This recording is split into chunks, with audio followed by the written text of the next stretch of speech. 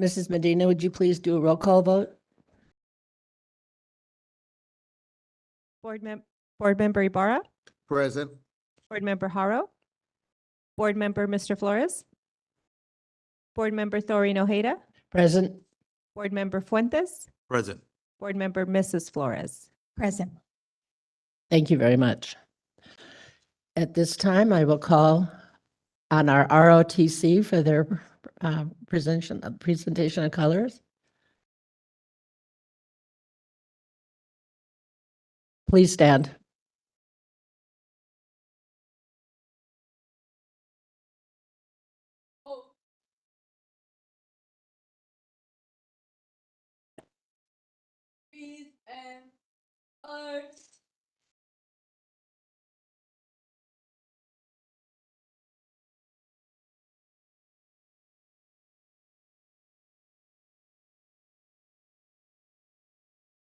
At this time, Missy Kingston, would you please lead us in the flag salute?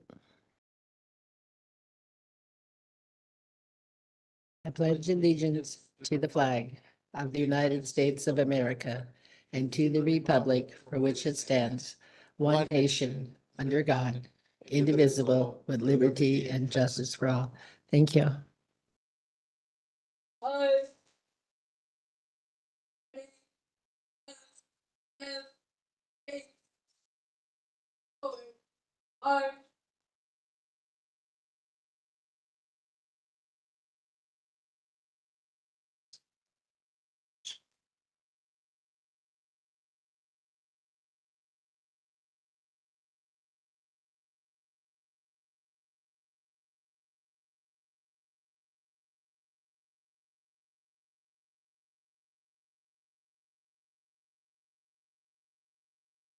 Please be seated.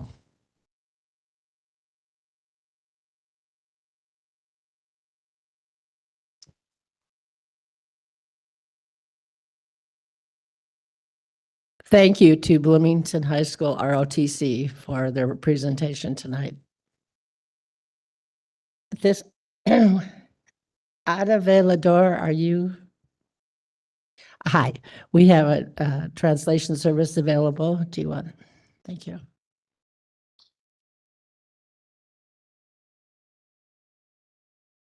Oh.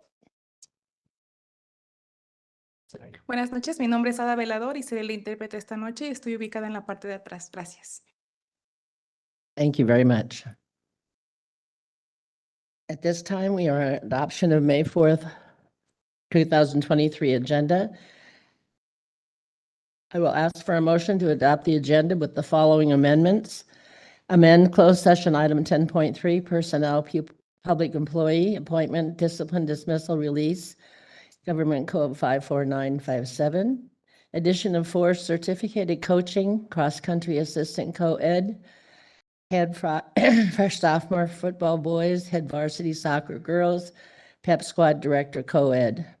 Addition of 1 certificated regular staff, addition of 4 classified coaching, assistant pep squad director co-ed, 2 head varsity cross-country co-ed, track assistant co-ed, addition of 11 volunteers general. So I have a motion, please? Fuentes? Yes. Okay. I have a motion by Board Member Haro and second by Board Member Fuentes to adopt the agenda as recommended. I'll call for a vote. All those in favor say aye. Aye. All those opposed, nay. Any abstentions? On the motion by Board Member Haro and Board Member Fuentes, and on a 6-0 vote, the board adopted the agenda as recommended. And now the part of the evening that everyone's here for. We have, oh, I take that back. We have we're all here for this too. Item 2.1, Bloomington High School, Principal Roman.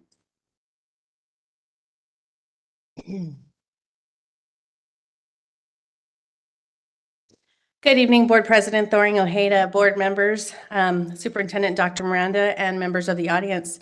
I am pleased to introduce our presenters for this evening on behalf of Bloomington High School. We have Delilah Diaz, Ailima Martinez, Valerie Moreno, Christina Rico, Angela Santana, and Brooke Sutherland, who will be presenting for Bloomington High School Showcase. Thank you.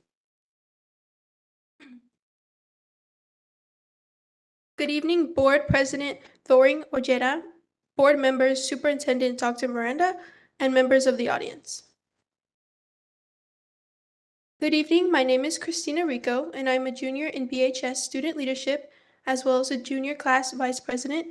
Angela Santana, Brooke Sutherland, Ailima Martinez, Delilah Diaz, and Valerie Moreno joined me this evening to shine a spotlight on our Bruin family. We are honored to share about academics, athletics, and activities information for Bruin Country since our last visit in February. Tonight, I will begin by sharing with you an update on Bloomington Bruin academics. To start off, our virtual enterprise team went to Bakersfield to compete against 500 other teams with their virtual business social shield. They placed top 8, in which they earned them a spot in the national competition in New York, where they competed against 44 other teams. The whole school was rooting for them and kept themselves updated by following with the events, watching videos, looking photos on Instagram via Instagram. After working their hardest and putting all their skills to use, they placed 4th in the nation. Then, on January 30th and February 2nd, our counseling department held Future Bruin Days so our incoming freshmen could see our campus, learn about clubs and sports, and the long list of programs and class offerings.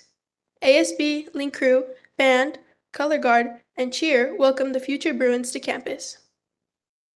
Our counselors shared the outline for the day, and then the students made their way to our newly renovated auditorium, where more information was given and they got to see our choir perform. From there, the students were split into groups and taken on a tour of the campus led by Link Crew. We ended the day with a rally held by ASB. The Future Bruins got a taste of the rally spirit with a cheer performance, color guard performance, and a band performance. The last couple of minutes, they were let loose in the gym to talk to BHS students about clubs and sports we offer. In February, we had NWEA MAPS testing on March 27th through February 3rd. Also, LPAC testing began in February and is still being administered to measure English language proficiency levels and progress. On April 10th through 14th, BHS juniors had CASP testing in either the morning or the afternoon based on their lunch. Students worked their hardest all week to do the best in their tests.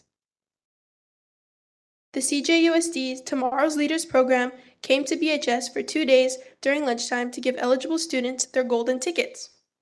Last night, students within our district gathered in our stadium to enter the raffle. 99.1 KGGI radio station played music and games. BHS sophomore class president Amber Lake led the Pledge of Allegiance, and then the raffle began. The grand prize, a car from Rotolo Chevrolet, was the last prize of the night, and the event concluded. Congratulations to all the students who were eligible for this great event. Finally, this past Thursday, April 27th, we held the final student forum of the year. Students reported to the library, made a stop at the snack and water table, and chose a seat at a table with the corresponding topic they felt most passionate about. After a quick recap of the last meeting, we discussed next steps to make positive changes on our campus. Next year, this effort will continue, so the group nominated staff that they wanted to invite to join the team. Some of the topics on our plan are more interactive courses, cleaner campus, and increased student involvement in activities and sports. Now I will be handing it over to Angela Santana. Thank you for your time.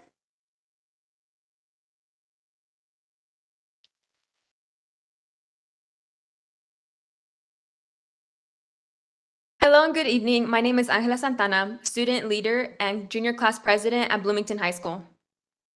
I'd like to begin with our performing arts. They have many performances throughout the year. This year, our theater program hosted the Festival of Fairy Tales that had our audience seated on the stage, up close to our actors. Our Bruin actors told stories from Cinderella, Beauty and the Beast, The Princess and the Pea, and The Frog Prince, just to name a few. We had students singing theme songs to our audience from movies like Moana, Coco, and The Little Mermaid. We even got to play outside in the snow during intermission. A few weeks ago, they had another production under the direction of Miss Taylor Richardson called Swan Lake, an adaptation of the popular ballet of the same name. We are very happy to have our theater back so we can play productions again.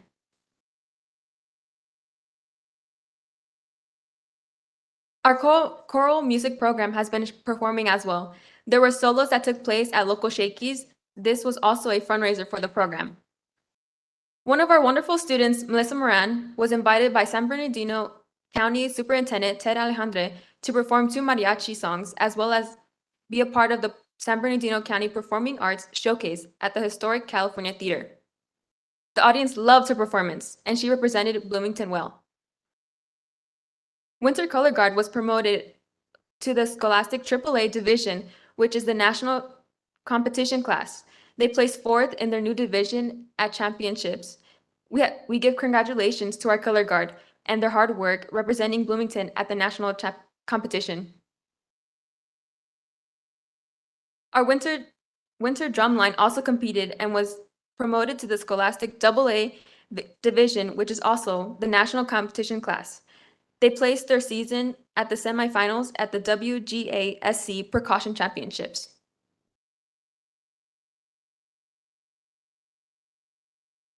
Winter Concert Percussion Ensemble won first place at the Winter Guard International Western Regional Championships at Cal State Long Beach, which is an international competition circuit. They also won the silver medal at the WGASC Percussion Finals at Cal State Fullerton. Our band is surely one of our favorites at BHS.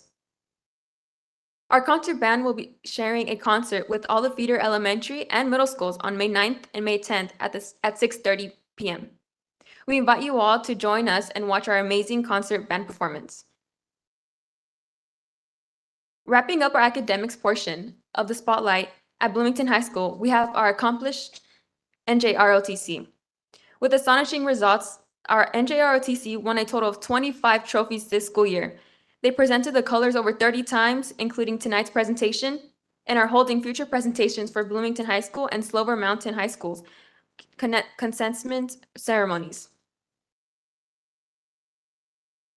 Did you know that they also attended academic competitions, including the Joint Leadership Academic Bowl, where they advanced at level 2, the National Academic Examination, and Romana Academics, where they won 3rd place. If this isn't enough, they also went on field trips. They visited the USS Iowa, a retired battleship at the museum located at the port of Los Angeles. They also went to Universal Studios and went on the Long Beach Harbor Cruise.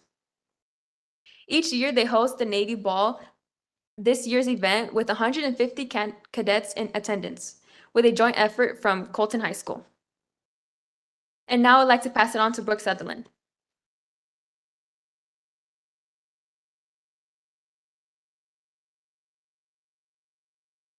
Good evening. My name is Brooke, a junior in BHS Student Leadership. Tonight, Alema joins me as we speak about our athletics program. In Bruin Country, we always look forward to supporting our sports teams. We are grateful for the opportunity to witness our scholastic athletes doing something they love and to cheer them on from the stands. For our spring sports season, we have competition cheer, track and field, boys baseball, girls softball, and our very own boys volleyball team. To start off, I'm going to talk a bit about our competition cheer team. The comp cheer team had a competition on April 1st held at Six Flags Magic Mountain. Although the girls were nervous, they went on stage with smiles on their faces and represented our school proudly. The team placed 3rd overall and 1st in their division. We are so proud of them. One of their very own members, Jada Garcia, took 1st place in the jumps competition and 2nd place in the tumbling competition. Way to go, Jada. Track and field works very hard every year. This season, Catherine Stengel in discus and Victoria Loya in the 3,200 meter are continuing their season at the CIF preliminaries. Our baseball team ended their regular season play with a league record of 10-2. The boys did amazing this year and for the first time in 40 years brought back the league championship title.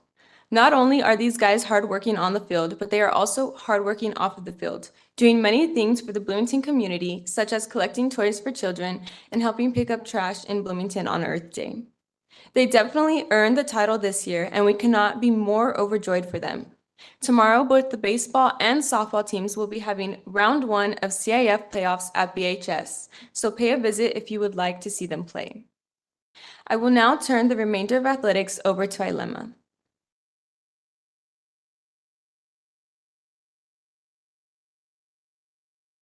Good evening. Our softball team has a league record of 7 wins and only 1 loss. This record earned them the title of San Andres League champs. Our amazing Bruin families and students are more than happy to watch our softball girls play their hearts out.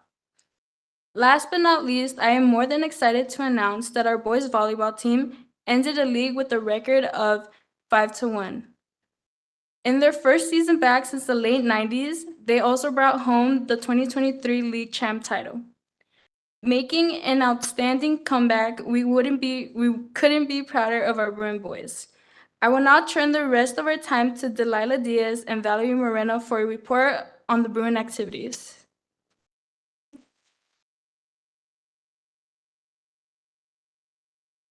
Hello, I am Delilah, and I am pleased to share with you BHS's activities, starting with Friendship Week and Kindness. In the multipurpose room, we had many activities, including a station for handwritten friendship letters, rock painting, drawing and coloring, and a group sticker mosaic project. These activities promote kindness and shine the spotlight on being a good friend. Our next event was the annual skating party at Cal Skate Grand Terrace. The skating party was a huge success, and many Bruins showed up to enjoy skating, snacks, and socializing. The DJ allowed us to request songs and hosted a few games for us to play. We even took a group photo. Our Bruins definitely left the night wanting to come back to the skating ring. Each year, we host 4 spirit rallies. This year's spring rally was themed Nickelodeon. Each section in the gym had decorations reflecting many of the favorite shows on the network. We also had performances from the cheer squad, band, and color guard. We introduced all of our spring sports teams and made mini Teen Choice Awards for sports players and club members with the highest GPA. This was our final rally of the year and was an emotional one for our seniors. We brought back an old tradition where the seniors passed down their student section to the juniors. After the class yell competition, the seniors moved out of the stands and the juniors took their place. This was sort of like passing the torch of seniorhood onto the next class. Good luck to all the members of the class of 2023.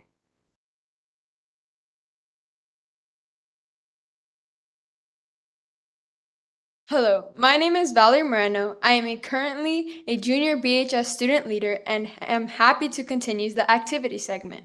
Near the end of the school year, we host a luau. Clubs and sports sell food. ASB student leaders host games and contests for those in attendance. Our robotics club raised over $1,000 by selling bacon-wrapped hot dogs. We even hired a local Polynesian dance group for education and entertainment. We have a student rock band who performed a few of their favorite songs. This year, we had a little surprise. Staff rock band with Mr. Hunt, Mr. Gill, and Mr. Bockwell. They rocked it. Now, let's talk about the future. Tomorrow, our choir is going to have a concert at 7 p.m., and next Friday, we will have a band concert at 6 p.m. Graduation is just around the corner. We want to do our best to ensure our seniors have a couple more joyful memories to finish off their high school experience.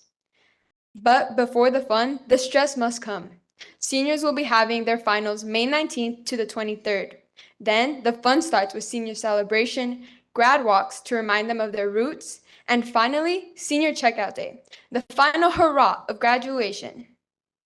And the cherry on top of their high school Sunday is grad night on June 2nd. Thank you for allowing us to present to you about our school. At this time, we welcome any questions and comments. Thank you again for having us.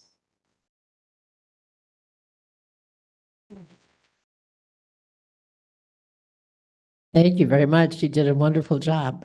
And do I have board members who would like to make comments? Mrs. Harrell.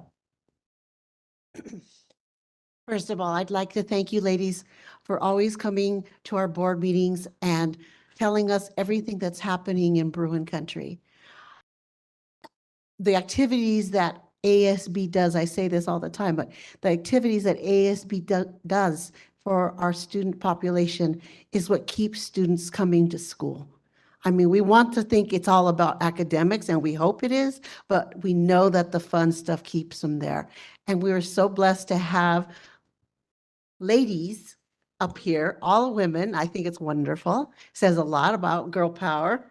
And so I want to say thank you to each of you for coming. And I want to thank your ASB director, Miss Misty Wright, for her leadership along with all of you. And I know there's more than just you, but to thank you all for what you do for your fellow Bruins. And who's a senior? Any seniors? No seniors. Okay. Well, I guess we won't see you at graduation, but next year maybe. Yeah. But thank you again for coming. Thank you.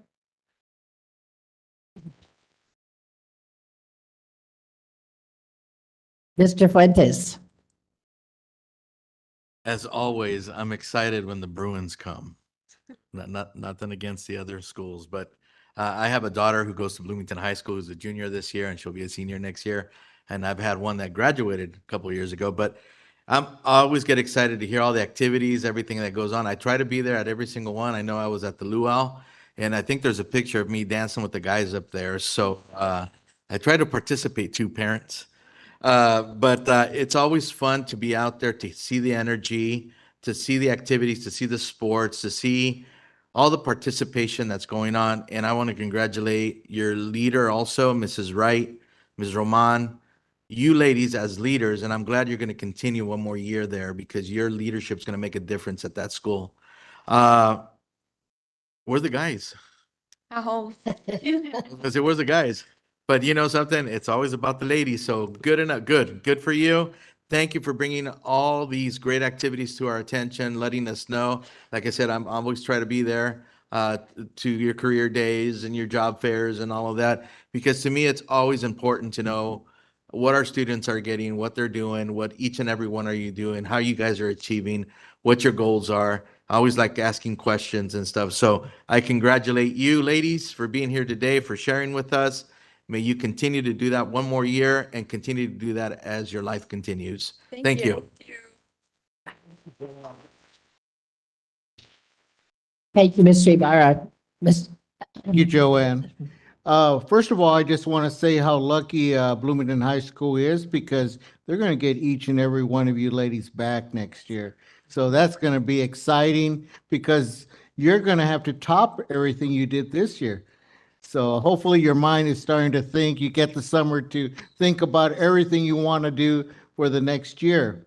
Second, I just want to offer my congratulations, not only to you ladies, but also to all the activities, all the sports groups.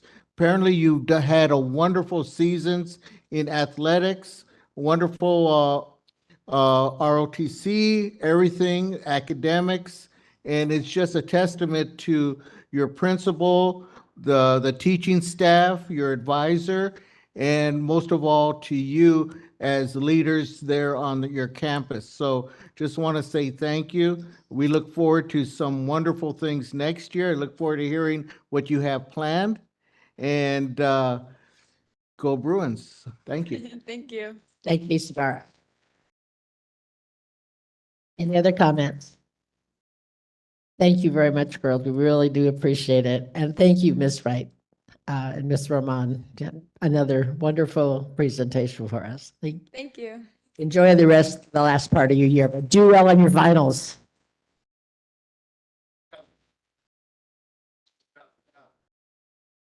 Good job. Good job. Good job. Good job. Good job. Good job. Excellent job. Will you move on?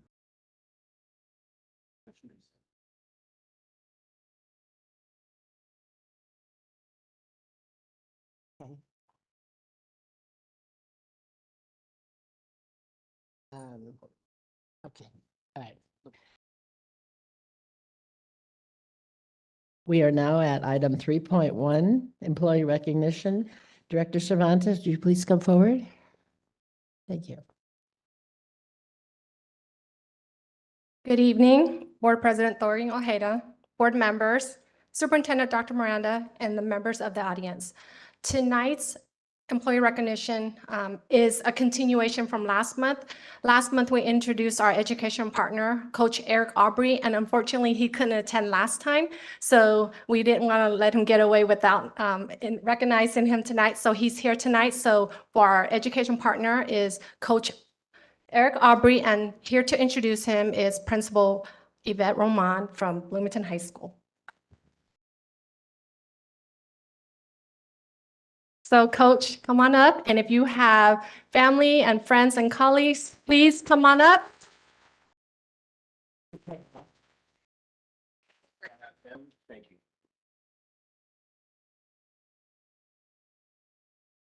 Good evening, Board President Thorian Ojeda, members of the board, Superintendent Dr. Miranda, and members of the public.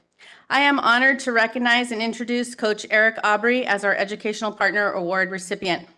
For those of you who do not know Coach, he has been characterized as one of the most dedicated staff members at BHS. Coach Aubrey can be found in the gym, on the track, on the field, and all over campus, supporting and encouraging our students to be their very best. Coach is tough, fair, encouraging, motivating, kind, compassionate, funny, and the list can go on, and everything that makes up a great coach. Our staff members stated Coach Aubrey is the epitome of what this recognition represents. As long as I have worked for the district, I have known him to be nothing but amazing for our students. He has a career outside of coaching and a family with children of his very own, and still he makes time to be on our campus for long hours, year-round as a coach for multiple athletic teams. He has coached boys basketball for over 7 years, but has helped girls basketball players improve their skills as well. He has coached football, track, and girls volleyball, and is always providing advice to help our students with real-world examples. He teaches his athletes to be accountable for themselves and their actions. Even when he is not coaching, he is sitting on the sidelines to support our athletes, and they know that he is there for them. He is well respected by many of the students on campus because they know Coach Aubrey can be strict sometimes, but his heart is in it for them. There have been numerous times that he has helped students pay for prom and grad night tickets. He never turns away students who are fundraising and is always willing to donate or help other clubs on campus to reach their goals. He has a fantastic rapport with the students on campus, always joking with them while still teaching them how to be good people. I'm sure there are many people outside of this district who help our employees and are worthy of this recognition, but Coach Aubrey directly helps those that are our entire reason for being here, the students. Another colleague stated that Coach Aubrey has been such an important part of our athletic program for a long time. He is the only coach that has a sport every season and is always ready to help others whenever he is needed. He teaches his athletes to give it their best, not to give up, and to keep trying. He leads by example and shows the students that they should have integrity in all that they do. When thinking about what he means to our site, I felt that it was necessary for you to hear from a few students. When the students were asked about our coach, this is what they had to say. Brace yourself, Coach Aubrey. Here comes the real world and the real word on campus about you.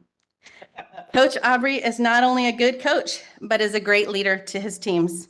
He has impacted all his athletes in a positive way, not only by helping them improve as an athlete, but he helps improve your mentality. Another student said, Coach Aubrey has been a coach that's allowed me to become the best player and person that I could be. A third student said, Coach Aubrey is a great coach and pushes you to your limits to find out just how great you really can be.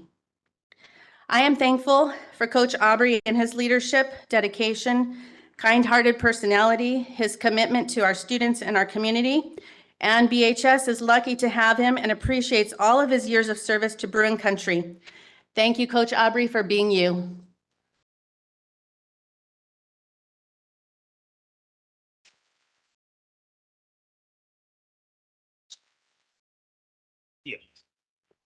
So Coach brought his family, so family members, if you want to stand up and get recognized also?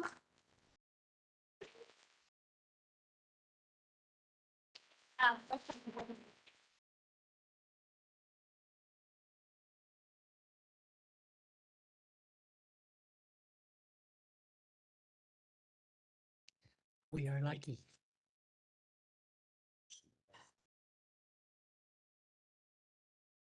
Thank you, family.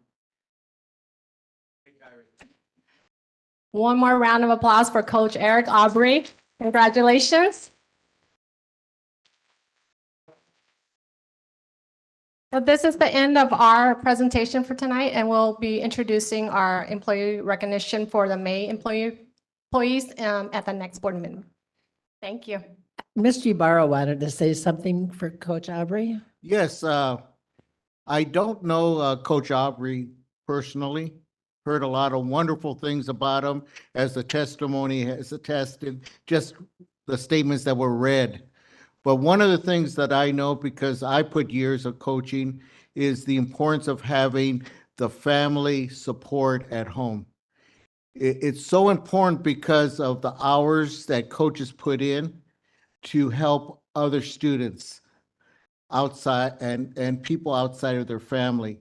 So I just wanted, from myself, and I think I could speak from the board, to thank the family for the dedication, the patience, the hours that you had to go maybe without him. And that's just a testament to the whole family. And I'm just so thrilled to know that we have a coach with such high moral ethics in our district. So thank you to the family for being there for him and allowing Aubrey to coach here at for Cone Joint Unified School District and Bloomington High School. So thank you to each and every one of you.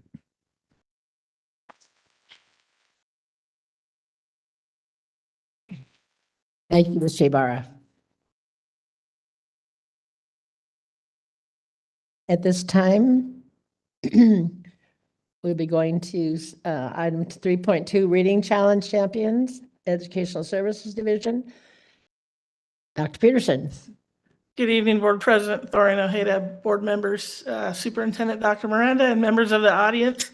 Tonight it is my honor and pleasure to be able to celebrate the achievements of our students. And so this year we held our first elementary reading challenge at our schools during the third quarter. All schools participated, and 3,776 students met their goal of 100% reading for 15 minutes daily, and then taking a quiz on the AR platform, Accelerated Reader platform. So most of the students checked out books from the library to read and then took their quizzes in class. Some students read books online using the My On Renaissance platform. Students who met their goal enjoyed a reader's recess with ice cream and also received a certificate and a book. The top student in each school received a medal, a certificate, and a $25 gift card for Barnes & Noble. And today we are going to not only recognize the top 3 students, but recognize our top schools. And so as we move through, sorry, I forgot the slideshow here. Congratulations to all our students who met their goals. Again, 3,776 students. And then our first reading champion is a 5th grade student, Nayla Carter from Harupa Vista Elementary School. She exceeded her goal by 1,994%. And I don't think she's here tonight, but let's give her a hand. Our second reading champion is Rajan Shikaso, a 6th grade student from Paul Rogers Elementary. Rajan exceeded his goal by 3,897%. And so if you come on up. Come on up. We have a medal.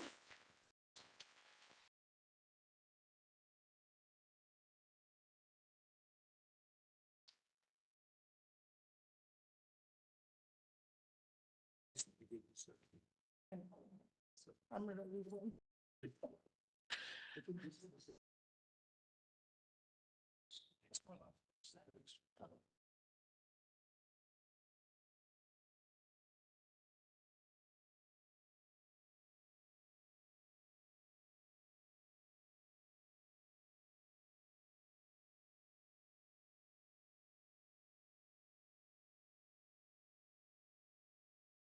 And so the certificates they're receiving tonight say Accelerated Reader Award.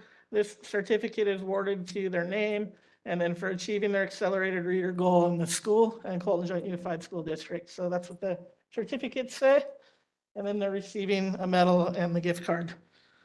Our overall champion is fifth grade student Nader Itani, who is a student at Terrace View Elementary School. He exceeded his goal by 9,239%.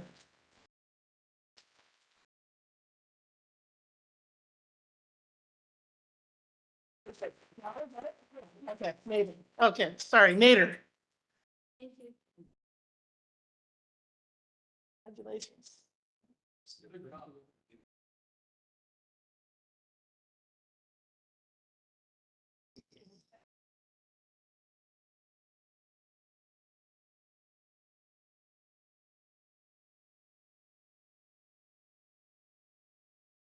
Wow, congratulations.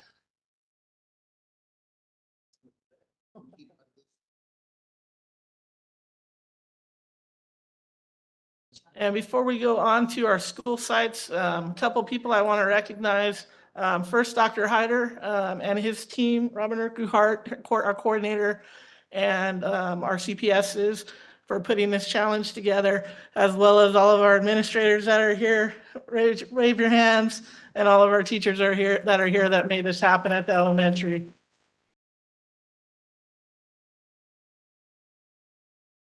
And so now we're going to recognize our top schools. So our second runner-up is actually two schools, Rogers and Zimmerman. At both school sites, 60% of the students met their goal. So anyone here from Rogers and Zimmerman, come on up.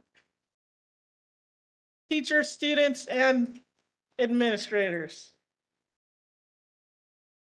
Let's have, if you want to do, let's have Rogers come on up first, and then we'll invite Zimmerman up. And so they're receiving a trophy that says runner up and their school name on it. Be very careful with that. Two hands, there we go. I don't even want to hold that. Right? Go shake hands, go and shake hands up here. So we thank all of our students here tonight for showing up tonight. Yeah. Good job. Hey, buddy. Good job. Good job. Good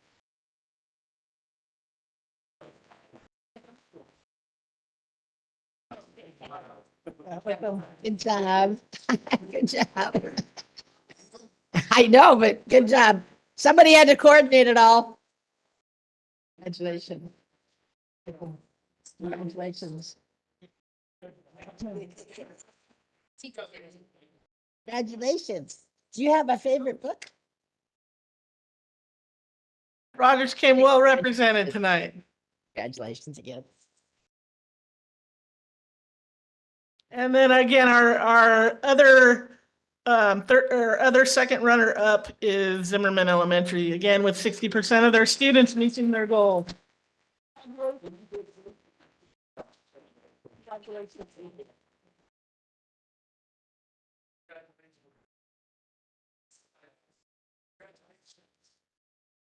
Congratulations. Congratulations. Congratulations. Congratulations. Congratulations. Congratulations.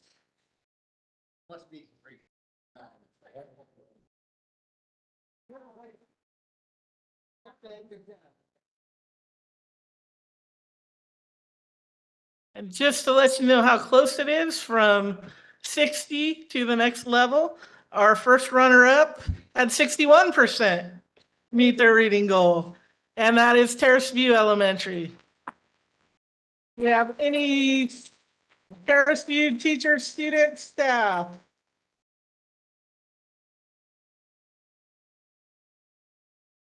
You're a student, you're a student. You can come up too to get this. Students, come on up.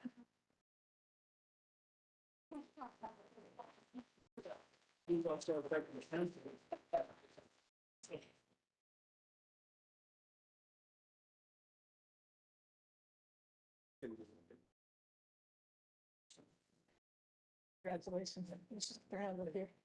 You guys might want to help them so he doesn't, that doesn't break.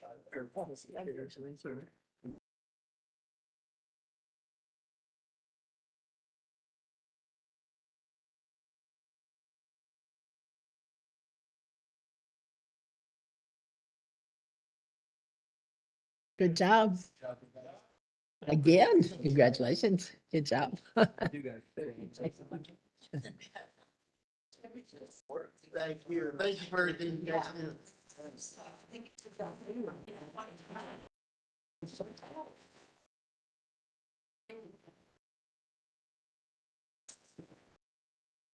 And then finally, our champions with 81% of students meeting their goal. Ulysses S. Grant Elementary.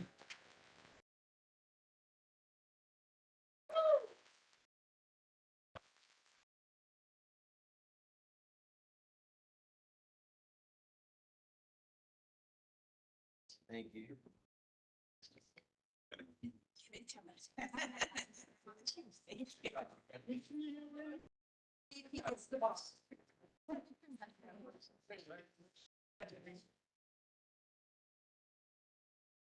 Congratulations.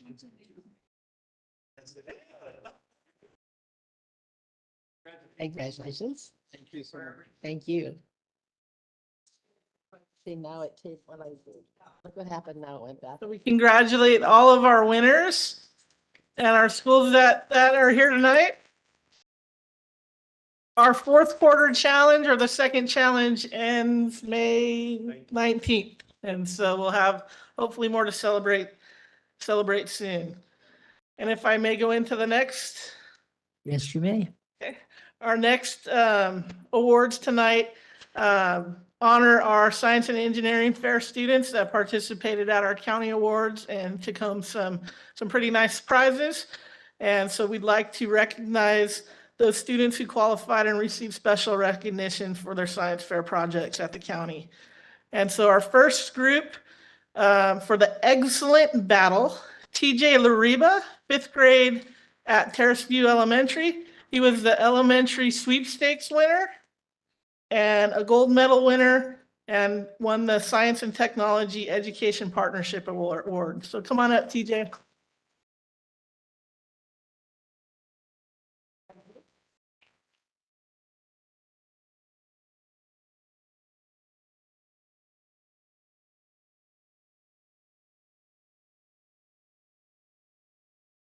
Way to go.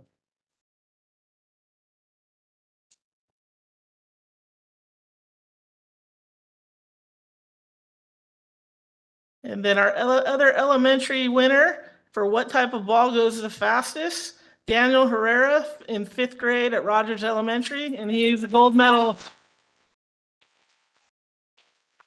He's a gold medal winner. Yes, and he's wearing his medal. Congratulations.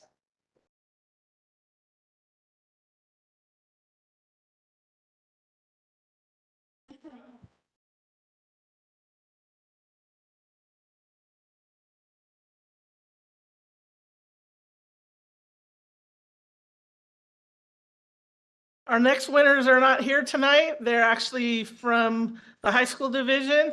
They are the U.S. Stockholm Junior Water Prize.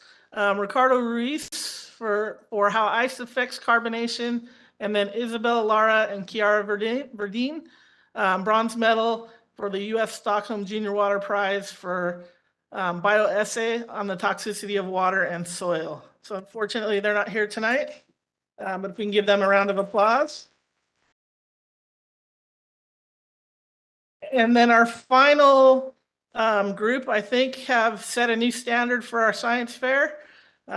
These two science fair entrants are 10th graders at Grand Terrace High School. They were the senior division gold medal winners. And not only did they qualify for state, but they qualified for the Regeneron International Science and Engineering Fair as a finalist. And they will be attending the fair in Dallas, Texas, May 13th to May 19th. And so their names are Denaya Figueroa and Priscilla Munoz.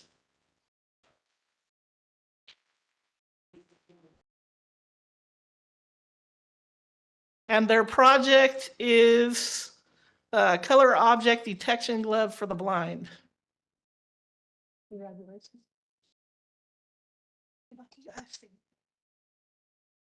And so we're excited to see how well they do at the international competition. Amazing, good job.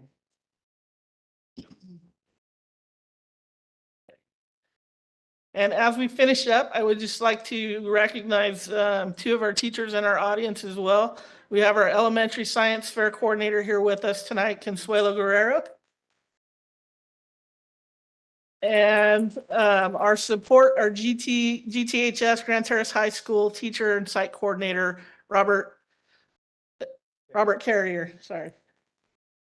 And so we appreciate all the hard work and effort and time they put in with not only our science fair, but with our students in making this happen. And we want to just say congratulations to them and congratulations to all the students we recognize tonight for their great work.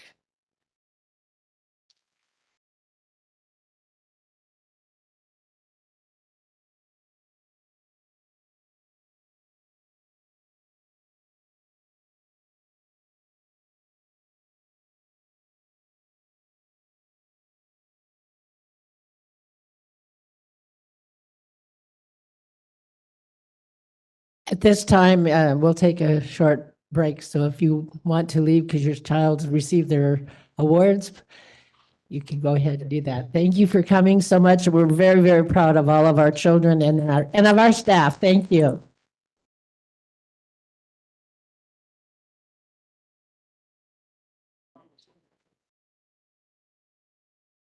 That's right.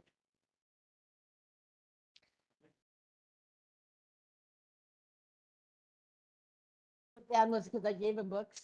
Yeah.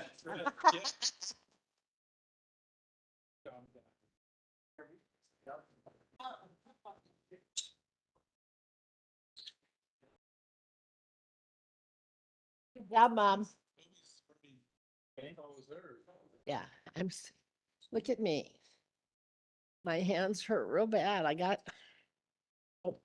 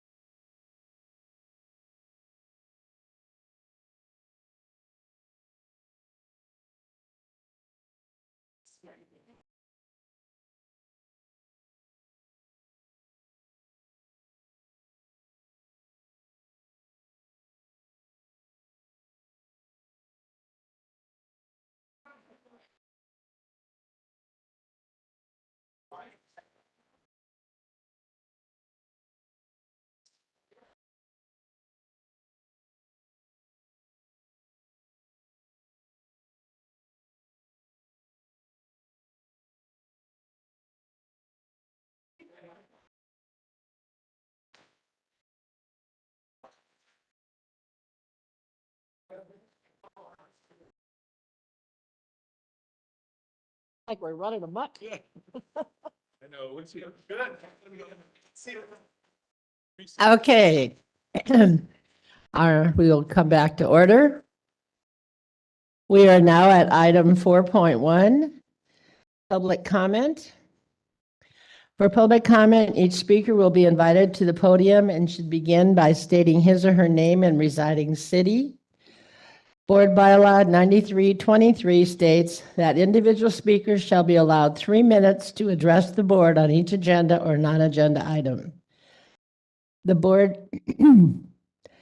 shall limit the total time for public input on each item to 15 minutes.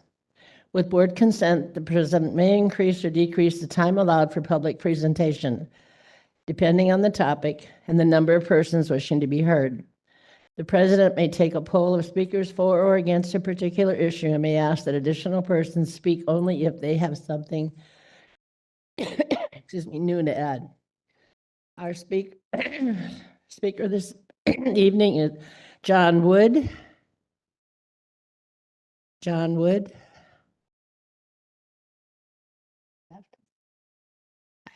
Okay.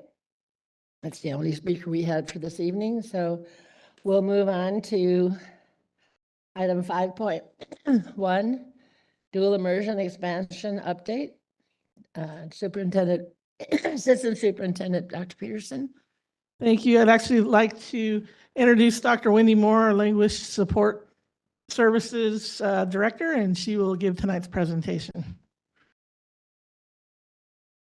Hello, good evening, Board President Thorny Ojeda, board members, Superintendent Dr. Miranda, and members of the audience that remains.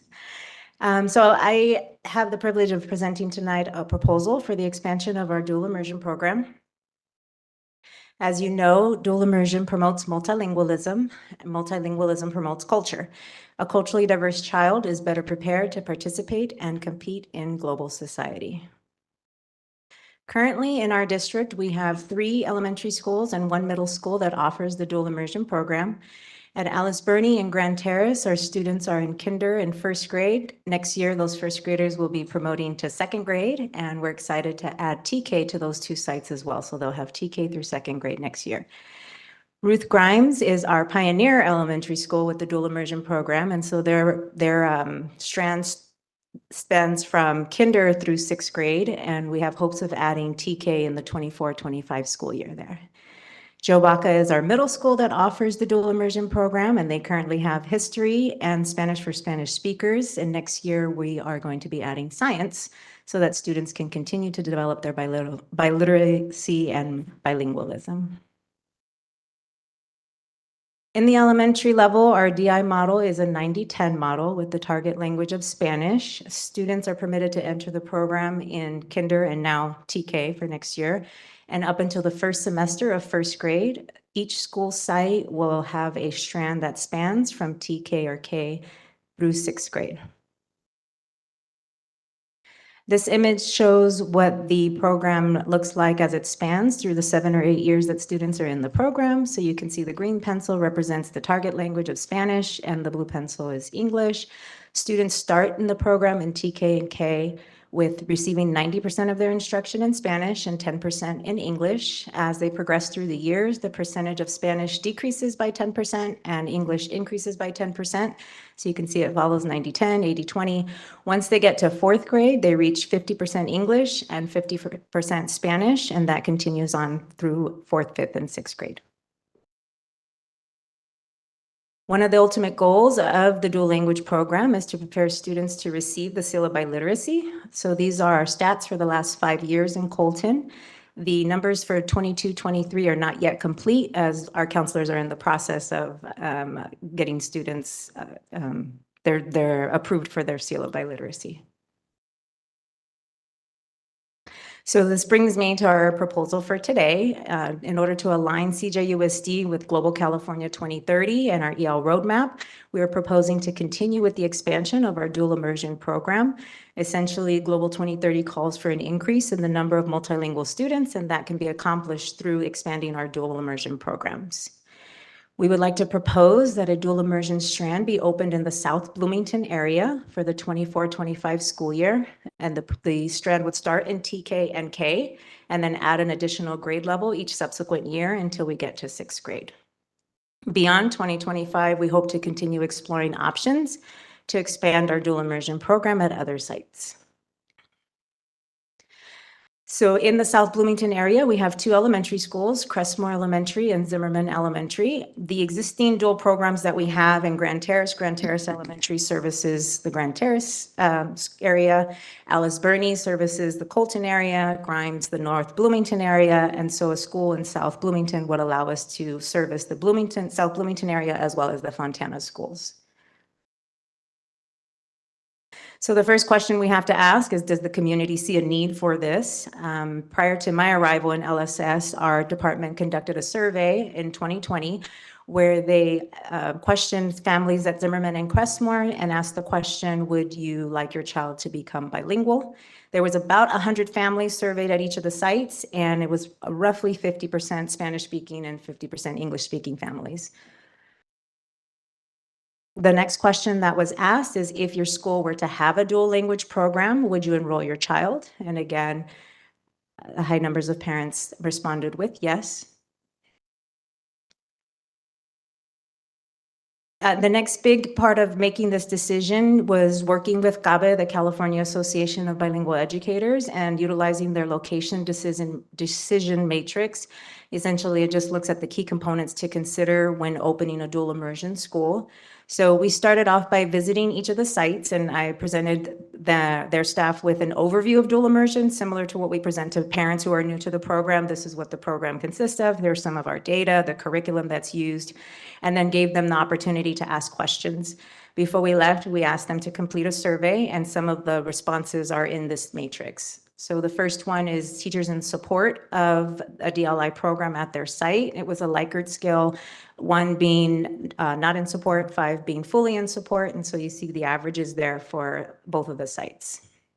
Another big factor to consider is the number of bilingual authorized teachers already on staff. And you can see the numbers there for each of the sites. And then as we plan for the future years, a very important factor is the number of non-bilingual authorized teachers who are willing to attain their bilingual authorization. And so you can see the numbers there as well, 1 and 5. As I mentioned earlier, the 90-10 model refers to instruction. There's also another important number to consider, which is the percentage of students who represent English only and English learner students. In order for it to be a 2-way bilingual program, it's ideal to have 50% and 50% of English learners and English only students. So these are the numbers of their current enrollment for TK and K for both of those sites as well. And then you can see on the bottom where yes is across the board in terms of site administration interest, and then office staff being fluent in Spanish, and then parent interest, which was referenced on the previous slides. So this information was reviewed by our dual immersion task force, and at this point we would like to bring forth the proposal to expand our dual immersion program to Zimmerman Elementary in the 24-25 school year. The reason why we're asking for a 24-25 school year is because there's a lot of work that needs to be done next school year. So in order to ensure that the program is successful, we would like next year to meet with the site admin and the staff, ensure that we have appropriate marketing in place, hold parent meetings, work with student services on transfers and registrations, purchase materials, resources, and curriculum. And probably the most important piece is ensure that we have appropriate professional development in place for those teachers so they're ready and prepared for the following year when will be teaching in the dual program. I do want to thank our dual immersion task force for the work that they did, not only with this project, but this year we had a lot of things going on with dual. We added professional learning opportunities for our existing sites.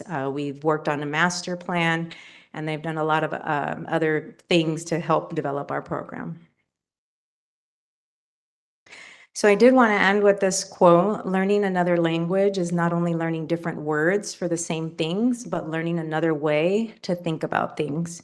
And this last week, we had the opportunity to attend Pen, Pencil, Brush, and I got a chance to reconnect with some of my former Grimes students. And while I was there was a student there who, trying to get to my, sorry. There was a student there who had come to us at Grimes in kinder or first grade, and she was from outside of our district. So her mom brought her to our program specifically for the dual program. She's an EO. And she is supposed to be in 9th grade this year, but she's actually a sophomore in college. Yeah. And so I asked her if you can tell me how being bilingual has impacted her life. And so it took her a little while to get back to me because she's a busy girl, but she said, sorry for the delay in this message as it's midterm season. But she said, being bilingual has helped me to bypass a few of my general education requirements. And it's also been a great asset to my resume. I'm currently a chemistry major and have been participating in some student programs with NASA, which has been pretty interesting. Once I finish my undergraduate degree, I plan to pursue a master's PhD track at Stanford, which has always been my dream school. I guess my dream job would be to work for NASA in some capacity because I love engineering, math, and chemistry. Also, space exploration has definitely been an interest of mine. So I felt like she truly embodied this quote, right? In terms of it's just a whole nother way of thinking about things. But that's all I have for you today, unless you have questions for me. Thank you so much. What a wonderful tribute to your school, and have a student come back. I can't imagine how you felt when you read that. Oh, Wow. yeah, I love it. Any other comments, Mr. Fuentes? Yes, just a quick comment. Thank you, Dr. Moore, for the presentation. Yes, we do need some dual immersion on this side of town. So just to pick up on what you just said about the student, both my daughters went through dual immersion at Grimes Elementary when the program was, I think, in their second year of having dual immersion. I have one who graduated, who's at RCC right now currently. She's biliterate. She actually reads, writes, and speaks Spanish because of the dual immersion program at Grimes Elementary. The younger one, who is now a junior at Bloomington High School, also participated in the dual immersion program when they first started at Joe Baca Middle and was a big success. She is also biliterate, which reads, speaks, and writes Spanish. So the success of the dual immersion program to me, is something that we must have in our district. I commend the presentation today. I think Zimmerman Elementary would be great for the next dual immersion school, to become the next dual immersion school. And like I said, I have two girls that are able to communicate with their uncles and their tios and all those people because they do speak that other language. So I think just having that other language, and currently, and I'll end with this, currently one of my daughters works for Amazon, and she's a forklift driver at Amazon, and she said there was an issue there. They couldn't understand one of the guys that was working on packing the bags and stuff. You know, he spoke English, but not enough. So she was able to translate and talk to the guy and have him understand that they had to do it a certain way. So it does make a difference when you're able to speak a second language. It doesn't matter if it's Spanish, Vietnamese, whatever it is, German, French. It's important, and they will look at you. They'll actually pick you because you speak that other language. So thank you again for the presentation, and that's all I have. Are there any other questions, Miss Flores? Thank you. Okay, well, thank you. First of all, I want to thank you for sharing that story. That just warmed my heart and made my day. Also, Dr. Moore, please thank the task force, because I'm looking at the list here. I recognize almost everybody here, and I know that each individual person in this task force has tremendous knowledge and passion for this program. So that in itself makes it so it's going to be successful. It's going to continue to be successful. So, Dr. Moore, thank you so much for this. This just made my day, and I know that Zimmerman is going to do an amazing job along with our other schools. So I'm just thrilled. So thank you so much for this presentation. Any other excuse me, any other comments? Mr. Flores. This is fantastic. It's something we've been talking about for some time. I do have a couple of questions. What's the process? This is one of the challenges, obviously, of expansion is having enough credentialed teachers, right? Authorized teachers. What's that process look like for a teacher? Let's say we have a certificated, credentialed, regular teacher, I'll say. What's the process to become authorized, certified to be able to teach dual immersion? If they're currently bilingual? Yes. Okay, yeah, so that has actually happened this past year, and now with the new funds that we have available through SIA, we've been funding teachers getting reimbursed, but they're essentially doing an emergency approval, and then they're able to teach, and then they have a year to complete the credential, and then our district is actually reimbursing them for that. So it's very much supportive, much more than it ever has been before. Right. So we are reimbursing because there are costs, I presume, with going through that process, right? Yes. And so our district is reimbursing them. We have a few that have done it this year and gone through the process. And so that's why it was important for us to see how many would be willing to do that in the upcoming years. Yeah. And is there anything in terms of a financial incentive for those once they become credentialed or capable of doing bilingual? Is there something in the contract that incentivizes them to do that? I believe that that's something that's currently being In the direction of HR-ish? Yes.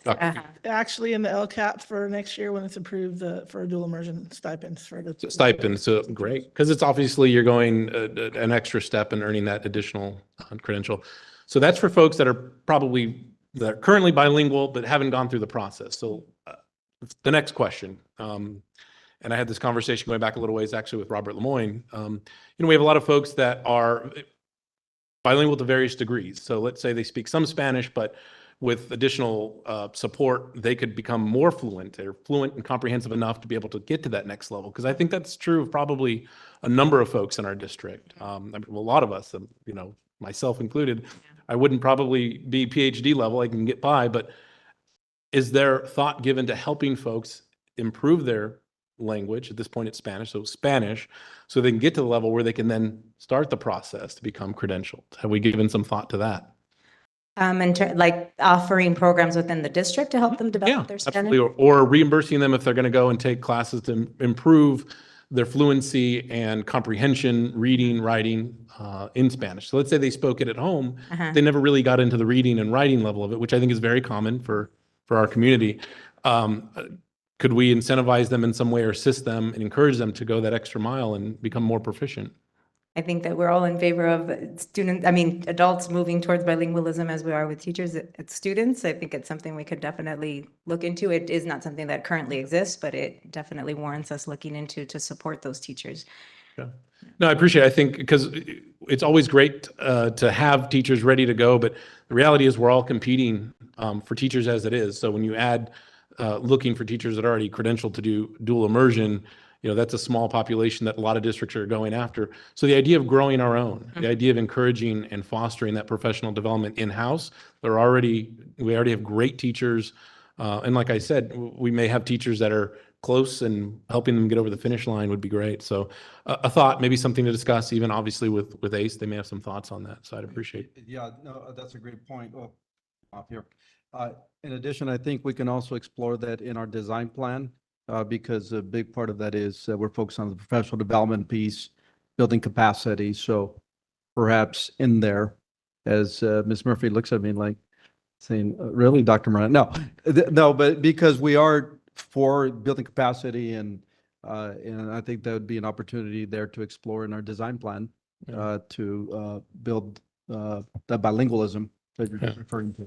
And certainly with the dual immersion, and that's a requirement, but we could even take it one step further. This is a conversation for another time, but given the demographics of our district, and we know what they are, we're predominantly Hispanic, but that doesn't necessarily mean that Spanish is the predominant language in the home.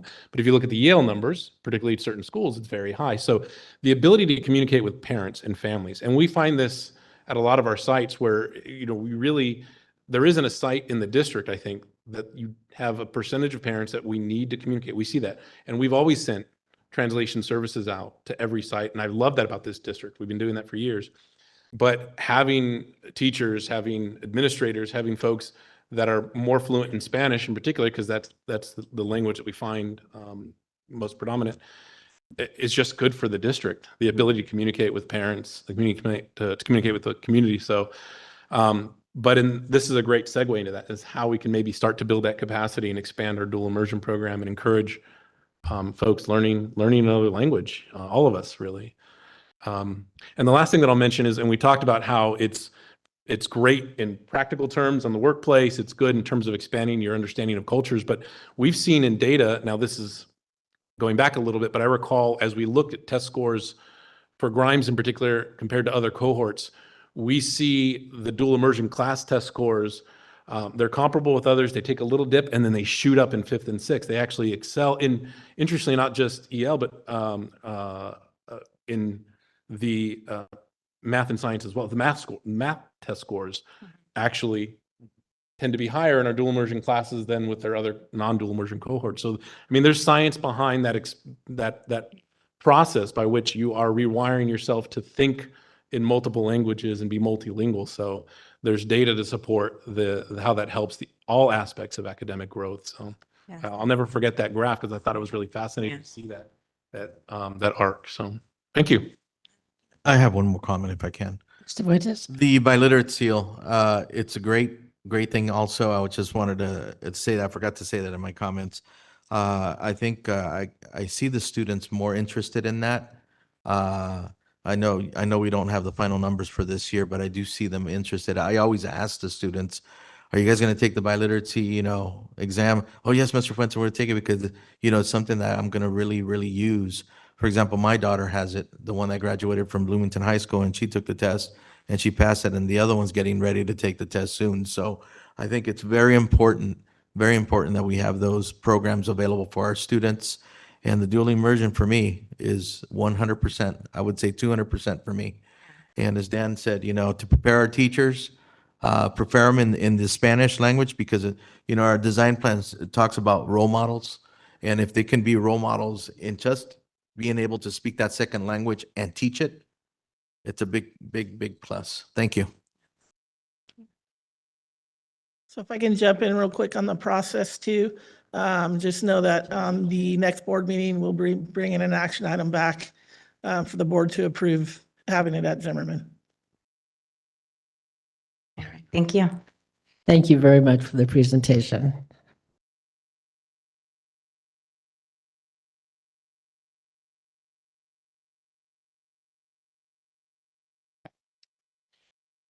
Item 6 point action session.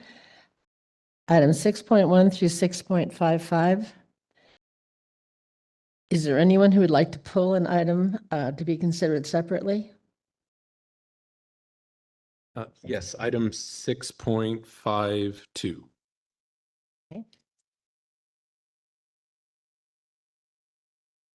I'd ask for a motion then. Is there a motion to approve action items 6.1 through 6.51 and 6.53 through 6.55?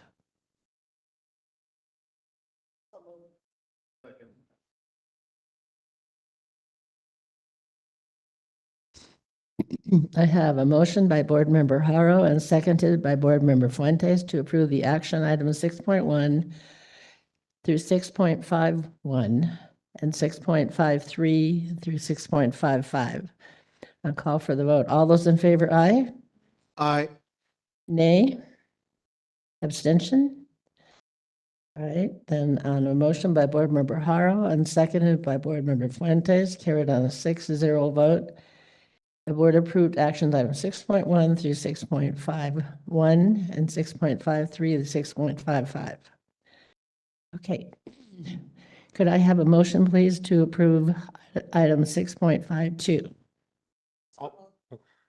I'll second it. That was done. I have a motion by Board Member Haro and a second by Board Member Fuentes to approve Item 6.52, any discussion? Oh, I'm sorry, No worries. Laura, sorry. Any discussion? Yes, if I may, thank you, Board President. First of all, I want to thank staff for bringing this back to us. This is an item that's been a point of discussion for some time. I'm not sure that really the dress and grooming code has been updated much since I think I was a student here in the district.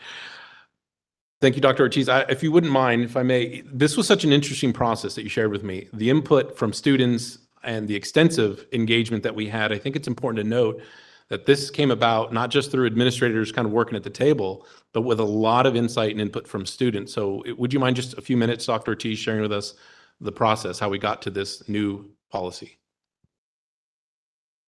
Yes, Mr. Flores. The dress code hasn't been updated since 2015, so it has been a while. It was interesting working with students because even terms like undergarments they were not familiar with. So it just this is a policy obviously that impacts students. So I had just the idea of getting some input from our students because there's the one that's going to have to follow it and obey it. And I think the more buy-in we get from them, the easier it is to support and enforce. So I worked with Christy Padilla from the coordinator for CWA, and we organized with the help of our principals at the middle school and high school, sent out some information on our current dress code and other information for them to consider. Once they met and discussed and looked at our current policy and provided some input, we asked them to prepare a presentation to present their recommendations to us. So once we went around all the middle schools and high schools, both and including the continuation schools, we then formed a committee, dress code committee with 2 teachers, elementary, middle, 2 campus security officers. So that was important because they're part of the enforcement of the code policy. 2 elementary principals, 1 middle school principal, and 3 high school principals. So then we all met, shared what student input was, and then worked with that team to make kind of fuse what they wanted, what we thought as staff was appropriate, and worked alongside smaller groups in that committee to kind of discuss. And it was interesting because most of what the staff discussed was more or less in line with what the students recommended. They understood that there were limits. There needed to be some limits on parts of that dress code, but we did make it so that it was, appropriate for a school and school district, but also something that the students could kind of live with and support. So it was a successful process. I think all the recommendations that we have, we took it through cabinet as well, and made it appropriate not only just for our secondary students, but also made sure that it fit the elementary folks, students as well. So successful process. It was great to get everybody together, not just students. They're very opinionated in a good way, very, very passionate about what they wanted to wear. And same with staff, So there were some tense moments in the discussion, but I think we got through it, and it's we're proud of the policy that we put forth for the board to consider. Thank you. Yeah, I want to thank you for that and for the work that went into it. And I think it's interesting. In a lot of ways, it's become less restrictive as far as not calling out specific things that understandably at one point in time may have been an issue. Obviously the professional sports team was always a hot button thing because for years in the district, you couldn't wear any professional sports attire because years ago, it was some of that attire was gang affiliated, and it's going back quite a ways. Now it gives flexibility that administration can, if they identify articles of clothing or items or things that may have some connotation of negativity with input from law enforcement and others, they can restrict that. And it needs to be flexible because times change and things change. So I think it's important to have that flexibility because really it's about what's disruptive to the environment.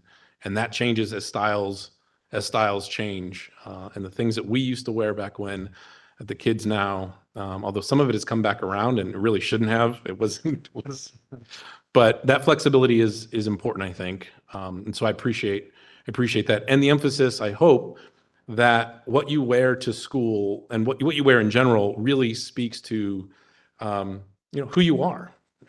Have self-respect, be presentable. I'm not a big fan, just speaking personally with my kids, of wearing sweats to school every day and looking like you just rolled out of bed and got there. That's not preparing our kids for the future. You wouldn't go to an interview like that. You wouldn't go to a college interview like that. So why would you come to school like that and teaching our kids that there should be a standard? COVID was not helpful, folks, because we all got really comfortable really fast during COVID. And I think a lot of that translates to what we see today with people that are going out and about. And it's like, I can't tell if you're going to bed or going to school. You got the same thing on. Yeah. And so I hope that we can encourage a higher standard and have, for the little kids at elementary, there's always theme days. I mean, I feel like every week it's, today was Star Wars Day and it's always something Spirit Week. You don't do that at the high school so much at the middle school, but a Dress for Success Day, what would you like to do? That would be fun. Let the kids dress up and, how many of our young men know how to tie a tie? I didn't learn until I was out of college, to be honest with you. So those types of things where we're teaching them that how you present yourself matters, and people will make judgments, whether it's fair or not, on who you are and whether before you even say anything, the way you walk in the door and present yourself says a lot to folks. So those are things that I hope that we can learn, but I appreciate it. And this was great to see the amendments come forward. So thank you. That's all I wanted to share. I thought it was a great process and I'm excited to see it. So I just want to add a couple points to that. We also discussed it in our my superintendent's advisory committee. So Dr. Ortiz brought that to them and we had a good discussion, and I remember Ms. Hampton was there to discuss it with her students. And so the process, and so thank you, Dr. Ortiz, for including that committee, because they're the leaders of the student groups, and they brought these issues up. And we told them at the initial stages of our getting together, said, we're not going to solve everything. Let's focus on some things that we can make change. And then to bring policy here today is the process works. Okay. Any other discussion? All right. I have a motion by Board Member Howard and Board Member Mr. Flores to approve action item 6.52. All in favor, say aye. Aye. Oppose? Any abstention? So on the motion by Board Member Howard and Board Member Flores, carried on a 6.0. The board approved action item 6.52. Okay. Administrative reports. Are there any questions from the board members on item 7.1 or 7.2? No? No update from our facilities tonight. So that brings us to item 7.4, ACE. Christina? No report tonight. Okay.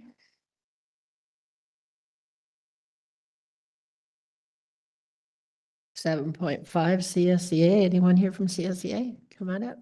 No, none tonight. All right. MAC update. Principal Roman.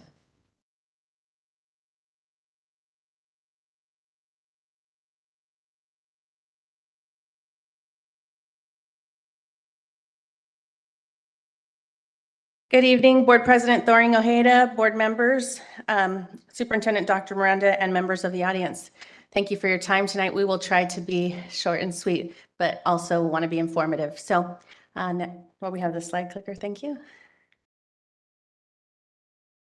All right, we just want to remind everybody that we have some individuals on our campus that we want to make sure that we celebrate this month. And so we'd like to just remind everybody, if you have a moment, to please make sure you provide some staff appreciation this week to some members of your staff. It is National Principals Day this week, so we want to thank all of our principals across the district for all of their hard work in leading our school sites to support our students and improve student achievement. Also, Teacher Appreciation Week is coming up next week, so make sure you get those apples and notes and flowers ready. Please make sure you appreciate your teachers because they're out there putting in the work to support our students every day and prepare lessons for them. We also have National School Communicators Day. Katie, that's you. So I want to get ahead of the curve here. We are thankful for you and all that you do in our district. And then we have Nutrition Heroes Day. We can't do everything without our classified staff, workers, and nutrition services. So thank you in advance for that. We have some legislative updates, and so Mr. Abbott will be presenting that. Thank you, Ms. Roman. Good evening, everyone. I'd like to echo the sentiment of staff appreciation for all of our staff. I know at Colton High in particular, we're celebrating every single member of our staff, and that extends into our school community. In addition to everyone here, our Board of Education, our Executive Cabinet, Superintendent, we're just greatly appreciative of all the support that we get and recognition for all of us. It's not easy work that we do, but we do come in and do it every single day and mostly with a smile. And we're getting close to the end, so I just want to thank everyone for all of their hard work. I was really hesitant to introduce SB 494. This has some language about dismissing with or without cause our superintendent or assistant superintendents, and I really didn't want to speak to that one, to be quite honest. So we're going to move on to the next one. But before I do that, I would really like to share that there are many of us that feel strongly supported by our superintendent and executive cabinet, and I feel honored and privileged to learn alongside them, from them, and with them. We're going through this initiative, a lot of different initiatives. DOJ is hitting us, and I feel like we're in really good hands, and just want to thank you all for your support. And so moving on to the next one, the mandatory annual notice changes that you'll see. There's firearm safety and safe storage. This is one of those that I would like to just highlight a little bit more than the others, that we have a duty now to inform our community of how to handle and secure weapons safely within our community.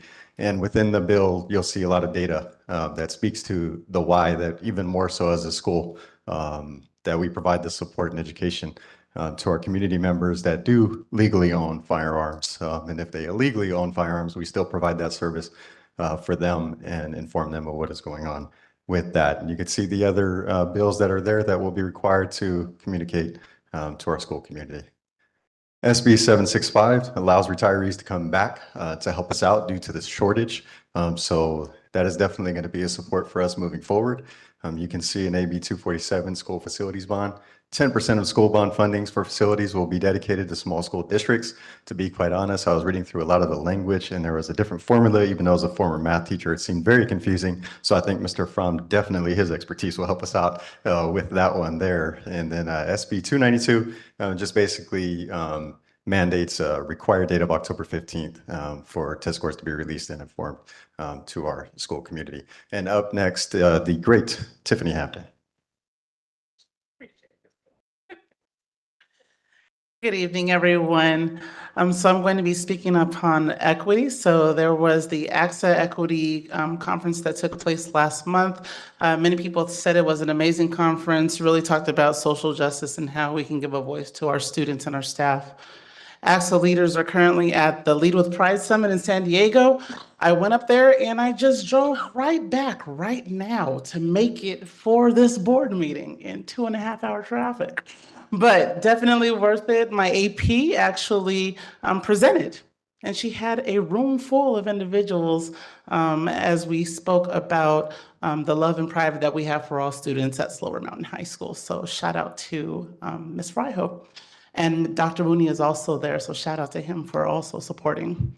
And then also the CJUSD task force, the equity task force, met in April, and we have another upcoming meeting. And this is where we kind of tackled the equity policy that we have in place right now and just try to narrow down who are the marginalized voices that it talks about. So who are the marginalized voices? Who do we need to focus on? And then how do we put the current policy into action, immediate action to support these marginalized groups? So it was basically our team basically grinding through the language to make sure that we knew who those groups were. And again, we are represented by classified, certificated, management, elementary, middle, high school, various departments within the district. So there's a nice spread of knowledge in the room. So we have an upcoming meeting next week. And then also Dr. Mooney will continue to serve as our AXA Region 12 Equity Representative. So that's a plus. And then last but not least, happy Asian American and Pacific Islander American Heritage Month. Thank you.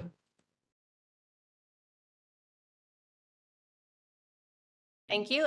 We also just wanted to, because we do send this slide presentation out to our MAC members, we wanted to provide them with some resources through AXA, information and toolkits on suicide if there's issues at their school site, addressing grief, as well as what is customer service for K-12. I know we've talked a lot about professionalism this school year, and so putting that at the forefront of our minds as well.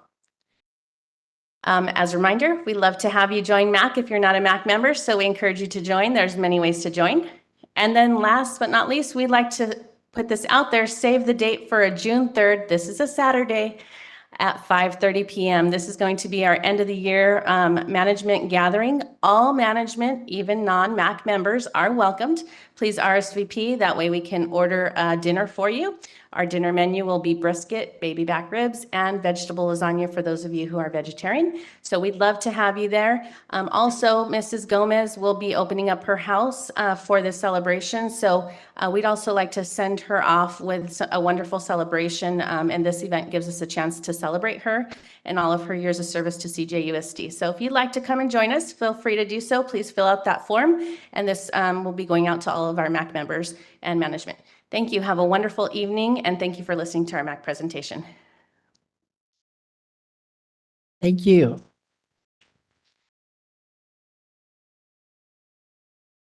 Item 7.7, ROP.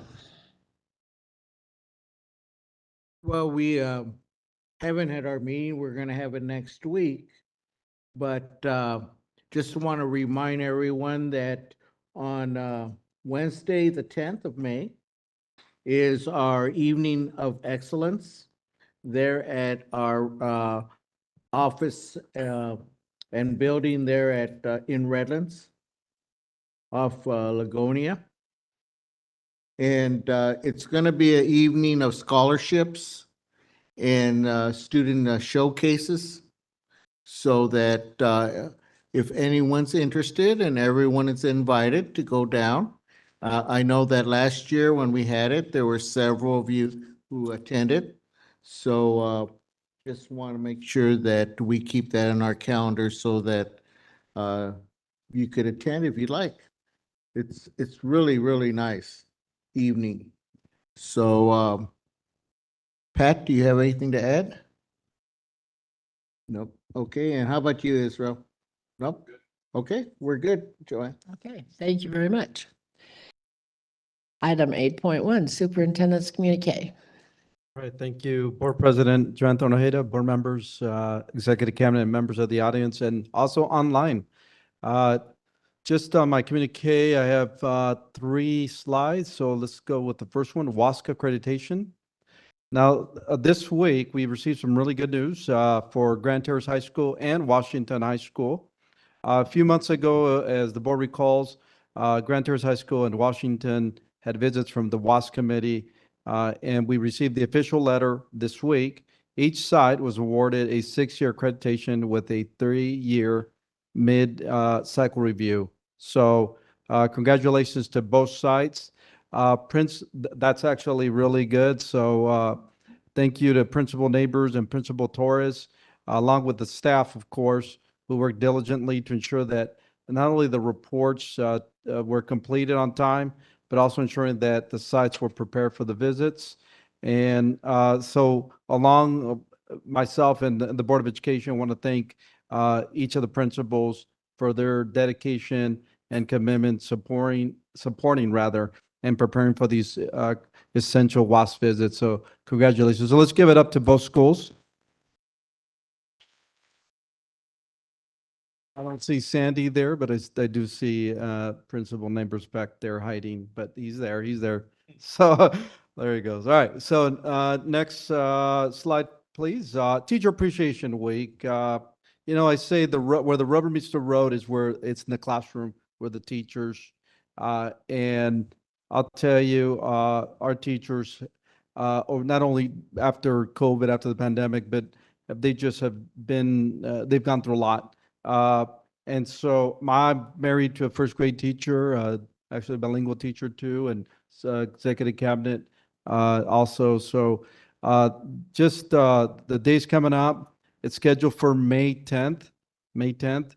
And this year's theme is California Educators Planting Seeds, Inspiring Students and Future Educators. So that's the theme. So to all the teachers in our district, I just want to extend a heartfelt thank you for establishing a foundation for lifelong learning for our students and helping realize students' potential, finding their gifts, so that they're able to succeed in life and fulfill the vision that we have in our district.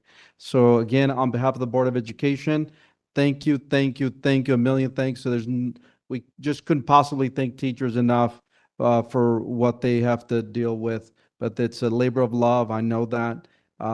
And to their families and to their communities. It's just God's work, to be honest with you, the work that our teachers do. So, last slide on CJUSD Cares. Look, I want to highlight, we have so many amazing students in our district with talent, gifts. We recently attended, several board members attended. I know Ms. Flores and Mr. Fuentes and Ms. Ojeda. You didn't attend that one, but you attended so many other ones. But we had the honor, and I had the honor of attending the County Multilingual Award Ceremony last week.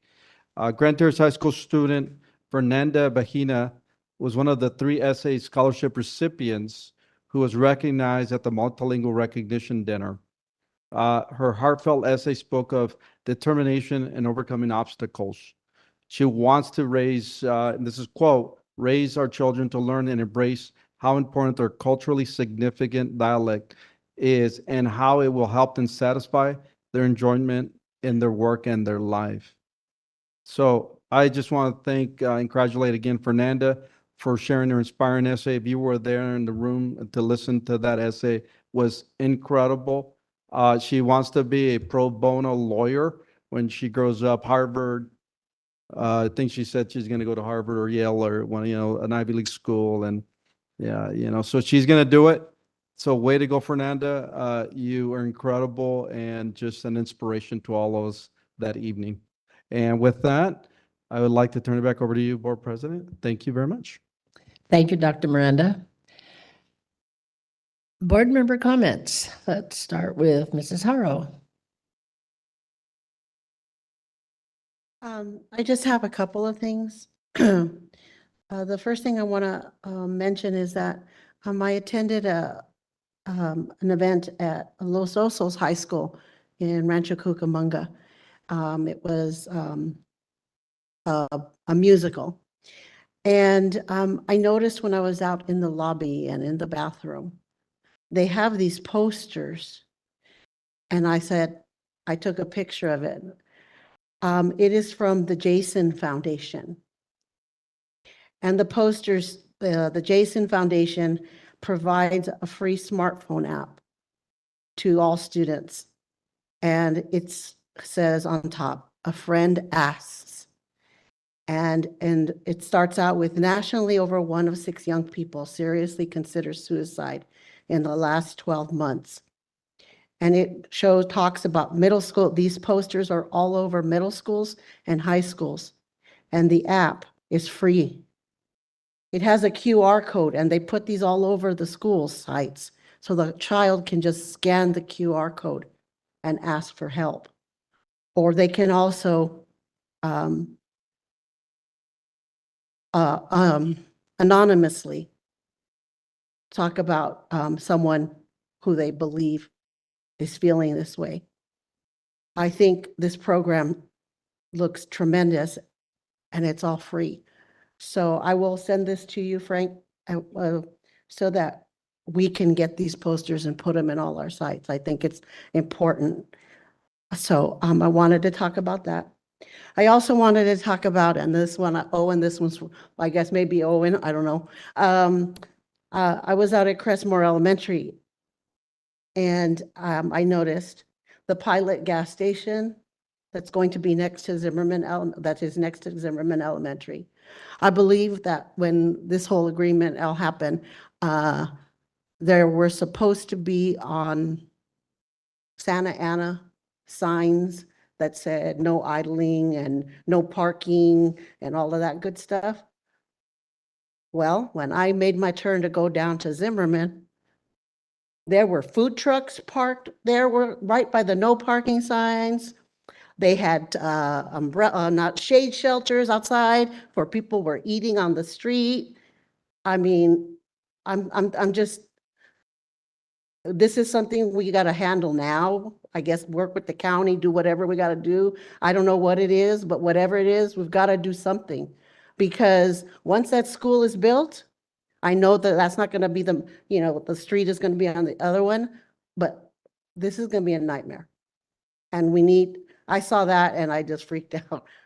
There were 3 food trucks and it was just crazy. And then they had one of the, like, you're seeing them all of the pop-up taco shops that they just, yeah, there was one of those too there.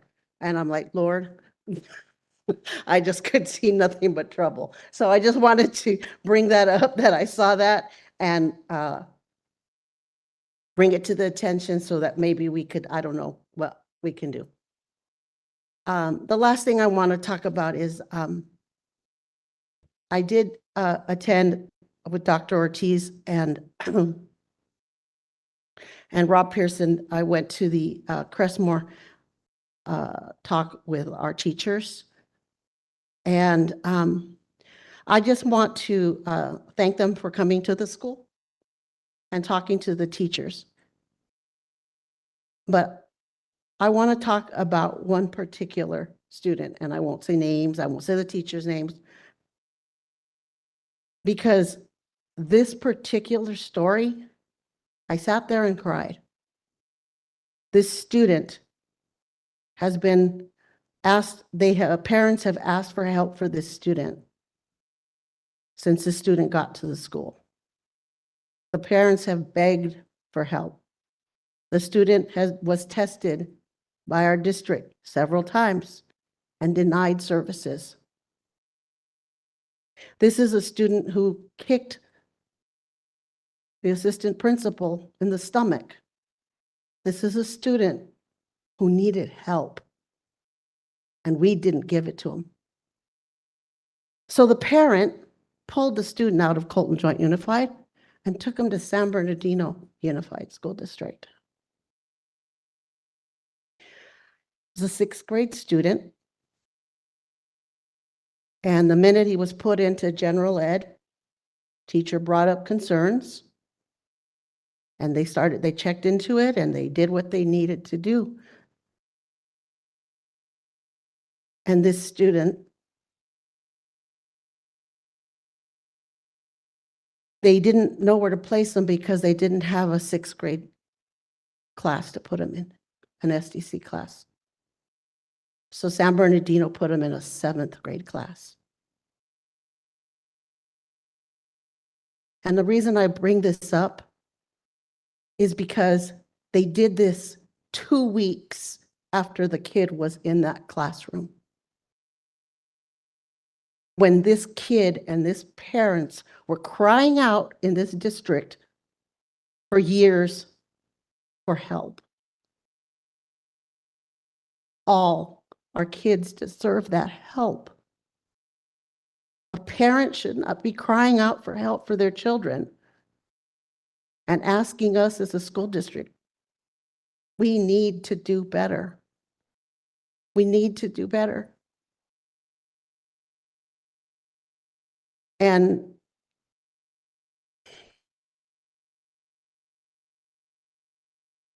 that's just it. We just need to do better. We need to do better by these kids.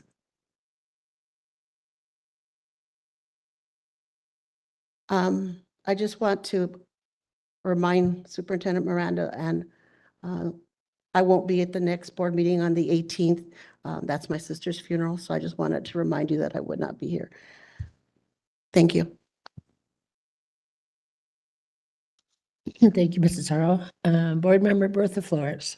No comment tonight. Board Member Fuentes. Thank you, Board President.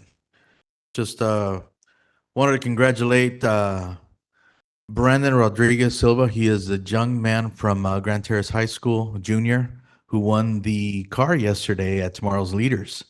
What a phenomenal, phenomenal program that we have. 6 years now in the running.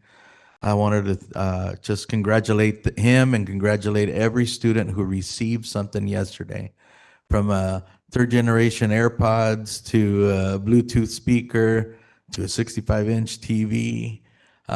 All these students deserve it because academically and their attendance was phenomenal. So congratulations to them. Congratulations to Brandon. Brand new car, beautiful car too. And it was only Brandon and his dad. I got to see them as we're walking out yesterday. And if you see Brandon and his dad, they look like brothers. They're real. The dad looks really young. So I want to congratulate them for winning the car. Also, I've had the opportunity to visit some of the schools. I've been to Joe Baca. I went to Career Day there. I actually came out to Slover to see the Principals Awards, the Honor Roll, the Student of the Month actually here in the boardroom. It was great to see the students, getting their awards, lining up right here. All these awards of these young men and women receiving. Some of them weren't here because they had already graduated. So congratulations to them also. And like I said, you can't spell Slover without love. So love it, love it, love it. So also to Bloomington High School, thank you for having me out there for Career Day and Job Fair. They had a phenomenal group of kids out there. They were all excited. I mean, there was jobs available for Target, In-N-Out, even for the school district, for working for the school district in the nutrition or the cafeteria there. So it was great to see all those events going on at Joe Baca Middle School. They had Career Day. I had the opportunity to DJ that one for them. And so it was fun. We had a lot of fun. The students had a lot of fun. I know they had a raffle. They were giving away gift cards and sweatshirts, swag, and all that great stuff there at Joe Baca Middle. And I think that's all I have for this evening. Just, one more thing. They had the Ruth O'Harris combined, Joe Baca Middle School and Ruth O'Harris combined concert. So if you missed that, that was great. That was great to hear the choir and the band playing. Man, they played like the Mission Impossible theme. And then the one with Queen, I forget what it is, the one where they slap their feet on the ground and all of that. So they had fun. The parents had fun. It was a full house. I tell you that, it was a full house. A lot of great. And I think in my little Facebook post here, I put to the band director, you are awesome. To all of our board directors, you are all awesome for what you do in the bands and the choirs. So thank you. Thank you. Have a great weekend. Enjoy. Happy appreciation to all of the staff here at CJUSD, from our administrators to our certified, classified, you name it. Congratulations to you because, like they said, it takes a village. God bless you each. Have a great night. Thank you, Mr. Fuentes. Board Member Dan Flores. No comment. Board Member Ibarra. Thank you, Joanne. I'd like to begin by offering my congratulations to Grand Terrace High School and Washington High School for their WASC accreditation. 6 years and for probably most of us here have gone through that process, either being part of a team or having our sites being WASC accredited. It's a lot of work. It's a lot of preparation. And I just want to commend them and say, what a wonderful job they did. Also like to take this opportunity to congratulate Cone High School's counseling staff because their efforts to help our students and our families with the FAFSA and DREAM Act applications have been recognized, and they are now one of the top 10 in the state of California for submitted applications. So what does that say? We're going to have a lot of students moving forward in their careers, and getting that assistance is incredible. So just want to offer my thanks to the counseling staff, and when you get an opportunity, tell them I say so. So thank you for that. Once again, I did mention the Evening of Excellence, hoping that some of you can attend, and that'll be Wednesday at 5 o'clock. And get an opportunity to see some of the things that our students do throughout our district, and they'll be showcasing what they do. We just pray for good weather. Hopefully it's not like it was today. Last, I want to talk about this, and you know, I've been talking with our superintendent, and over last couple weeks, I've been getting phone calls from parents, upset parents, and typically my policy or my protocol, as it's all ours, to address it to our superintendent. Well, what's happening is that these parents are complaining because their students are not being picked up at their bus sites to take them to school. Now, I brought that to the attention of our superintendent, and he told me that it was going to be taken care of. If you were here earlier and I stepped out with a phone call, that was one of those parents. And not a very happy parent, only to hear that they had the same problem today. When the parent called the site in question, whoever answered the phone there said, well, if the bus is not going to pick you up, you better call Uber. Second, they called transportation, and transportation told them that they are not to call the district office in any concerns, never do that, and they didn't want to talk to them.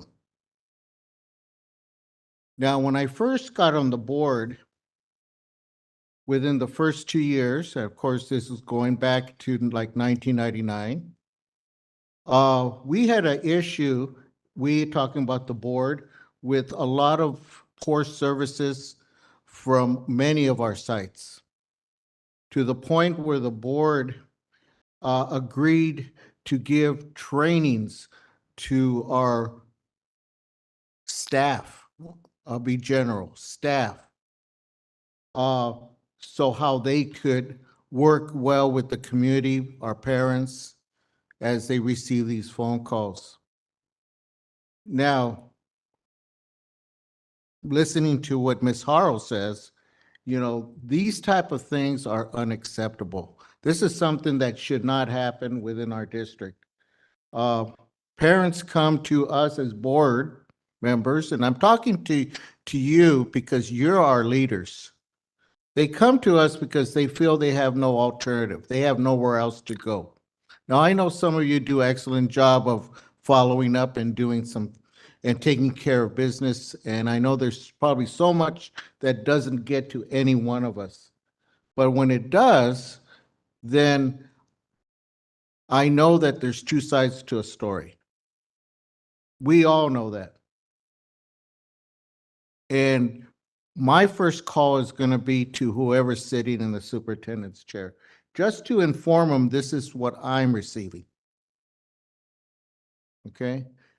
Now, I know a lot of people have, over the years, have got angry at me because I have shared a message from a parent calling me, oh, Mr. Ibarra said this, Mr. Ibarra said that. Well, I'm relaying a message to the person that I feel that can work on this problem and deal with this problem.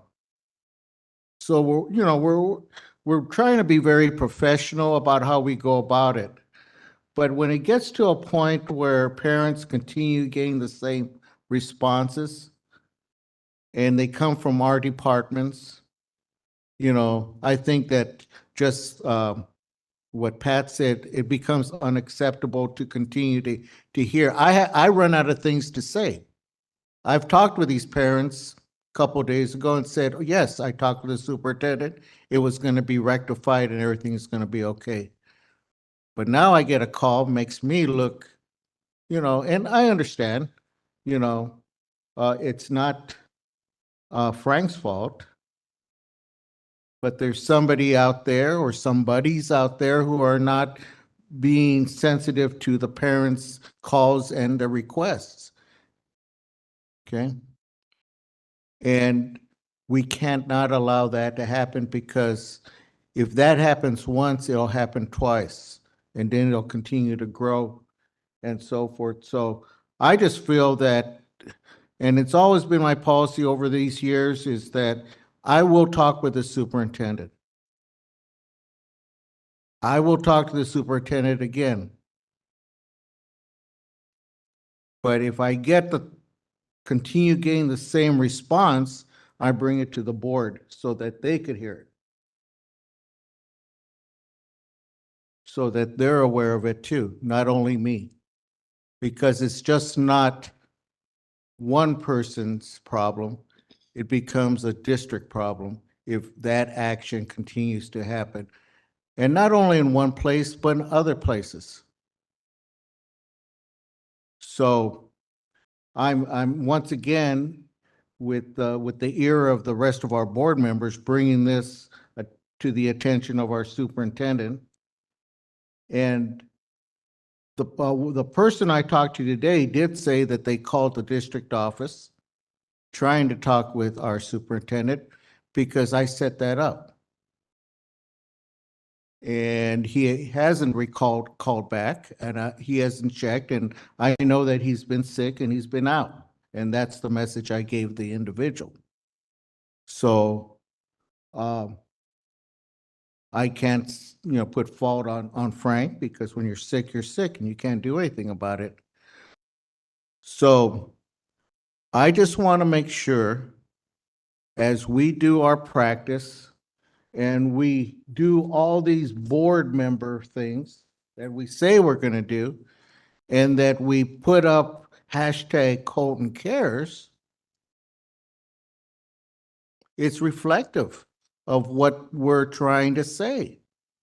One of the things, and I know most of you weren't here, we were in a meeting to try to make sure that we as leaders project the professionality, the leadership that you would like to see from this board. And I take that serious, as all of us do. I'm proud to be part of Cone Joint Unified School District. I'm proud of the work that each and every one of you do and what you do for our students. But I know that there's going to be instances where we need to address difficult situations. And when we have people who are addressing our parents in that such way, and it comes back to any one of us, it becomes difficult. And I think those type of things need to be addressed and can't be accepted. And I'll leave you with this. If, I know that if where I work, I were to do something like that, I would not have had the career I had there. I would have been gone yesterday. I can't go around treating people poorly. So once again, I'll bring that to the attention of our board. Somewhere, somehow, our transportation department is not doing their work. Students are being left. They're being told, well, if the bus don't pick you up, you call the Uber. That's not acceptable. The transportation department is telling the parents, don't you dare call the district office. And that's not acceptable either, because we're trying to be open, and parents should have a right to call the district office without any hesitation. So with that, I'll leave this information to those who can take care of it and deal with it. And if anybody needs more follow-up, I'm here and available. So thank you, Joanne. Thank you, Mr. Ibarra. My comments are very brief. May is a month when we have so many recognitions of different categories in our staff. May 10th, Teacher Appreciation, and May 12th from now on, it's going to be Katie Day. We do appreciate all of our folks, and I know that principals do a great job and staff do a great job of recognizing these people each and every year, each and every day, I believe. There's one more recognition that's not necessarily just for school, but for all of you out there, even in the internet world too. Mother's Day is between now and the time we meet again, and I wish each and every mother or single parent whose mom and dad both, like I was, a wonderful day to celebrate you and to celebrate your families. So with that, the board will now adjourn into closed session to discuss the items listed on the closed session agenda. Thank you for coming.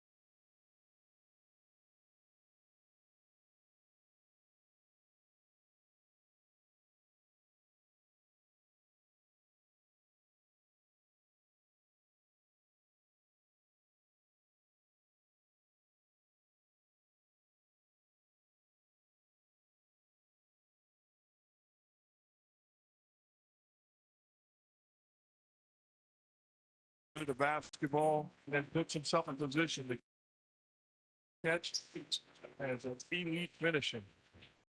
Meanwhile, this is the first time in 32 years Lakers and Warriors have played in a playoff series. They faced each other in 1991, last time, Western Conference semifinals. Lakers won in 5 games. And the only Warrior win, that guy right there played 47 minutes, scored 41 points. Magic also had 44 points that game. Games 2, that equaled the series at 1-1. And then the Lakers won the last 3. Magic Johnson averaged a triple-double in that series. And one other note from that series in 91, in the 5 games, the Lakers took a total of 43s. Hall of Fame was Chris Mullin. Nice steal there from Beasley. Lays it up and in. You talk about one of the great offensive players. Chris Mullin was sensational.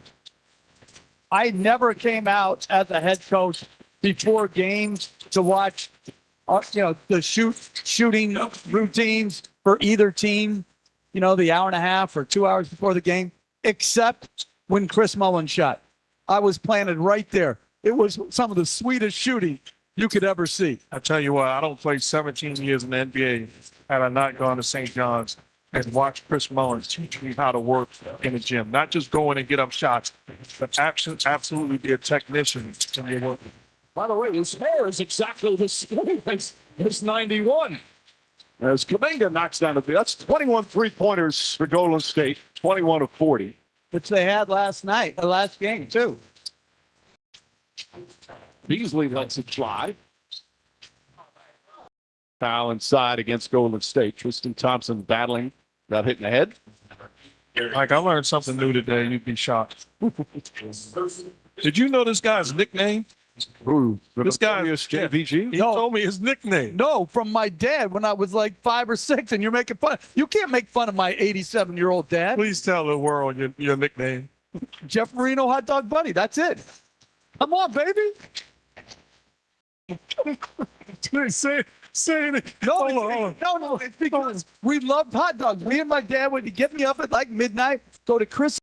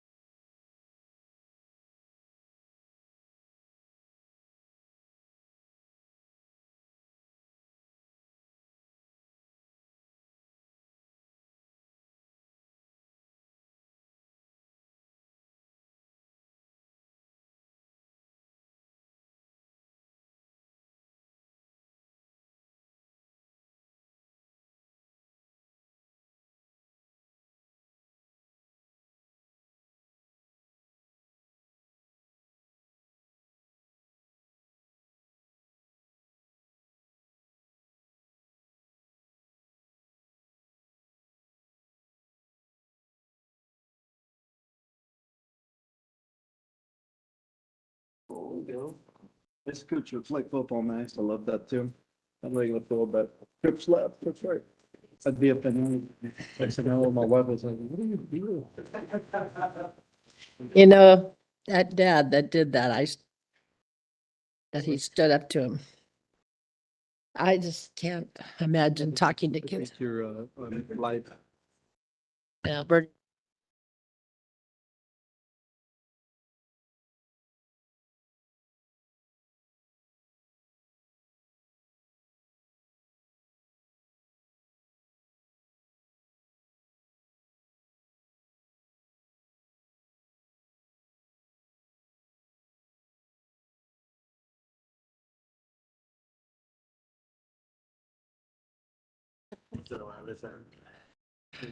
Okay, we're going to report out,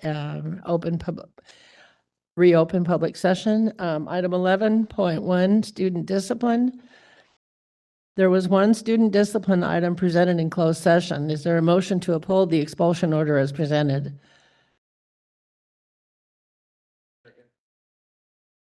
Was that Fuentes? Okay. I have a motion by Board Member Bertha Flores and a second by Board Member Fuentes to uphold the expulsion order as presented. All those in favor say aye. Opposed, nay. Any abstentions?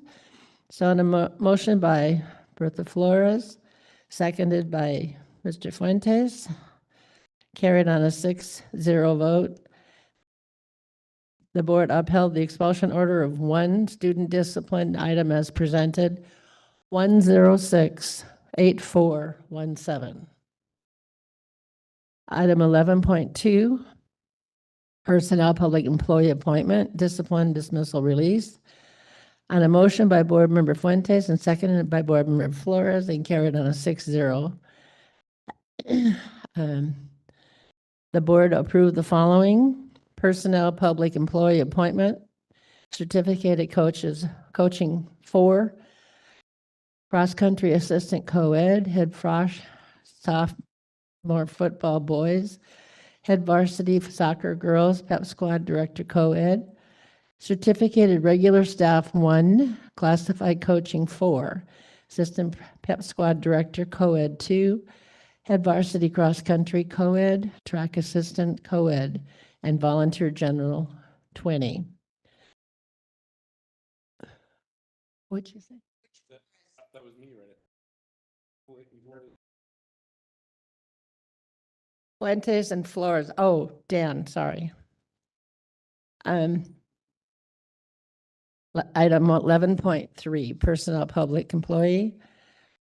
In closed session on a motion by Board Member Ibarra, seconded by Board Member Fuentes, and on a 6-0 vote, the board appointed the following: Bradley Wilson, IT manager, IT. Item 11.4, personnel public employee appointment, discipline, dismissal.